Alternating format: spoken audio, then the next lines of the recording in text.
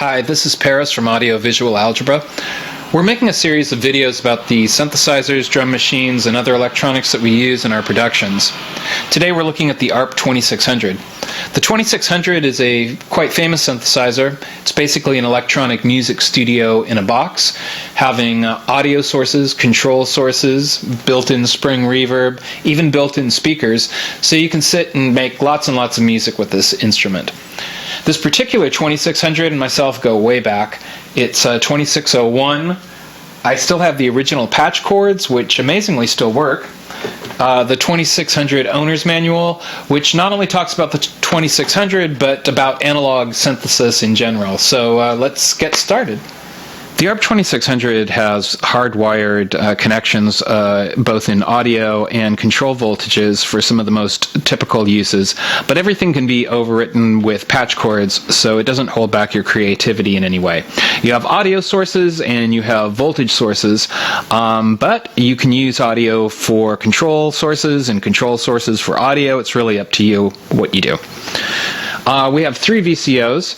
VCOs have a really nice wide range of going from LFO up into high frequencies. You have in oscillator number 2, you have a sine wave, which I'm very happy about. You also have a noise generator. Noise generator goes from low frequency through pink to white. From there we have the voltage controlled filter, which has sort of an audio mixer of various inputs that can go into it, and a control section for putting control voltages. Have one VCA. The VCA can also be modulated by various sources, typically one of the envelopes, the ADSR or the AR. You actually have a third envelope, and that comes from the fact that you can use the ARP 2600 can take audio in, and that audio in, once you have it, you could maybe put it through the filter, maybe you want to put it through a ring modulator, things like that. You can also take that audio source and run it through the envelope follower, and now you have another envelope. As I said, you have a ring modulator, which is very cool. You have sample and hold, which has a number of nice features, including the fact that you can externally trigger it. Also part of that whole circuitry, you have an electronic switch for putting a clock in and switching between two signals. And finally, we have voltage processors, which can add voltage, positive or negative, and can invert signals. And we can also put slew or lag time on a signal as well. Just to illustrate what I was saying about the oscillators and their range, we're looking at VCO2, which I've got pulse coming out into the VCA, and low frequency. You have your clicking, which probably be used as a good control source. And move up into audio range.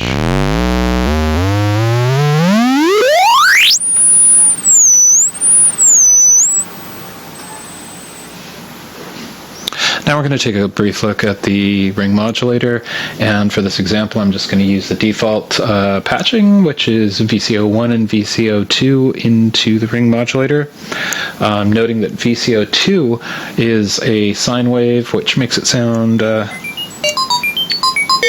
more pleasant. And we get our typical metallic or clangy kind of sounds.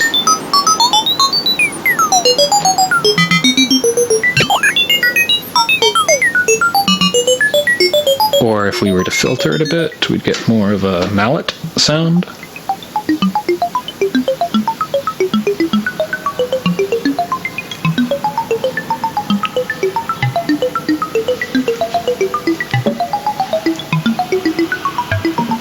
Next, we're going to take a quick look at the sample and hold. I'm just going to start off with the default of having the noise generator going into the sample and hold. It's playing VCO1.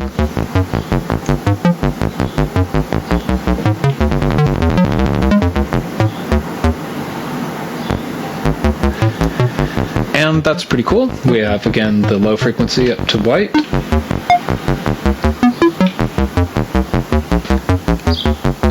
But sometimes you want a more controlled signal. So we are going to take two waveforms and put them into sample and hold. So I'm going to patch into that. And let's start with, let's say, a triangle from VCO2.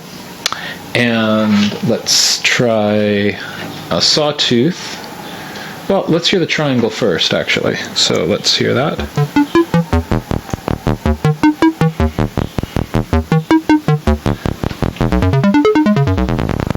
So you can immediately recognize that as a triangle. And that's pretty cool. But by adding more waveforms in there, you can build a more complex waveform. So we've got the triangle and a sawtooth now.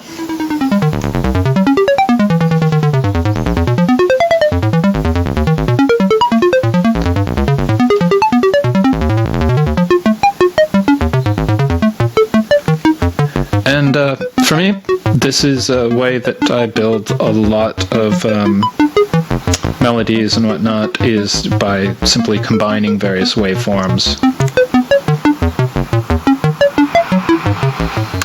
So while the oscillator is a great sound source, another great sound source is the filter itself, which if we go up and we can make it so that it's self-resonating.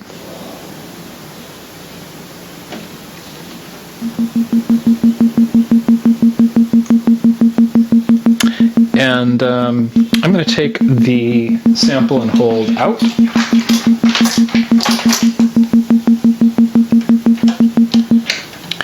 And put that into the filter.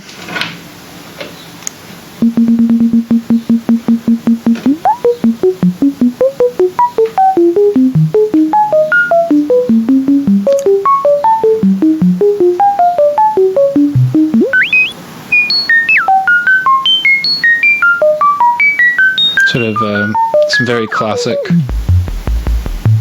electronic sounds.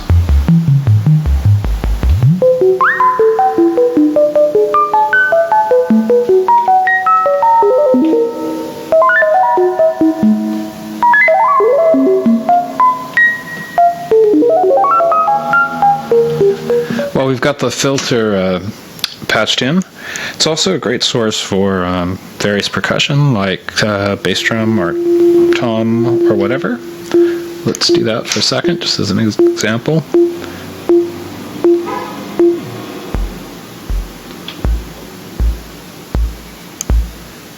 You may want to give it a little more.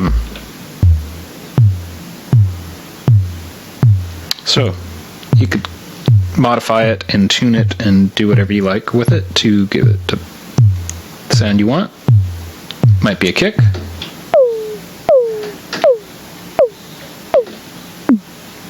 Might be a tom.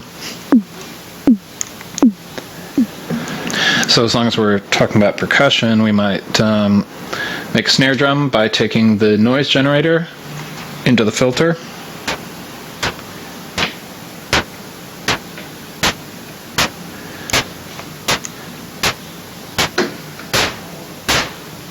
And, well, we could add, let's hear what a oscillator sounds like. Give it a little bit of oscillator too.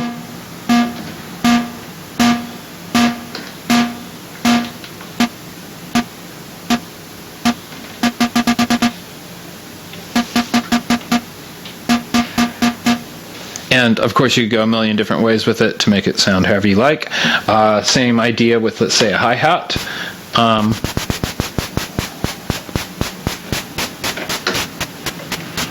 And again, I would probably add an oscillator, make it a little more convincing.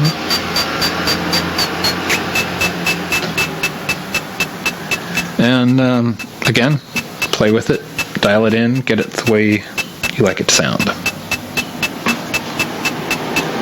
Now for a brief look at the filter. For this example, I've got sample and hold with noise going into it, and that is acting as a control voltage into VCO1. VCO1 into the filter. A little bit of resonance. ADSR modulating the filter.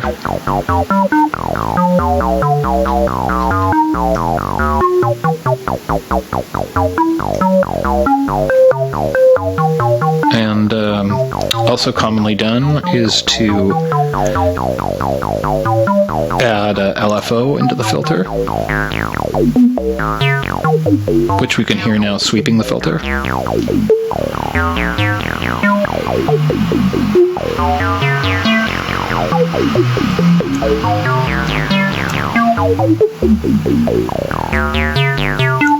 But an interesting thing happens when you take that modulating oscillator and instead of having it in LFO range, you have it in audio range.